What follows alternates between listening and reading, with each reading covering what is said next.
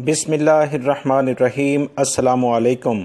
22 सितंबर 2020 के लिहाज से सऊदी अरब में पिछले 24 घंटे में 552 अफराद वबाई मर्ज की वजह से मुतासर हुए हैं, जबकि 30 अफराद इंतकाल भी कर गए हैं। इन्ना लिल्लाहि व इन्ना इलैहि राजिऊन।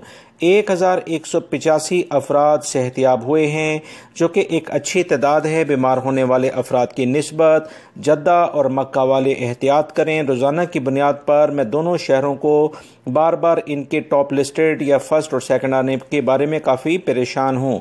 जद्दा में 66 अफराद मुतासर हुए हैं, मक्कातुल मुकर्रमा 53, हफूफ 42, मदीना मुनव्वरा 33, रियाद 33, दमाम 31, अल-मुमर्ज 23, हाइल में 21, खमीस मशीद में 20, नजरान 16, जजान 12, कतीफ 11, ज़ोहरान 10, अरर में 8, अकीक में 7, ताइफ और खुबर में भी 7 हैं। अल नारिया, बकीक, अल हरजा, अल मखवात, अल मंदिक, अबहा, महाइल असीर, शरूरा, इनमें 5 केस सामने आए हैं। के अल महद अज़हब में 4 हैं, अल हरजा में भी 4, अल जुबैल में 4, अबू अरीश, सबिया, वादी दवासिर में 4 केसेस हैं।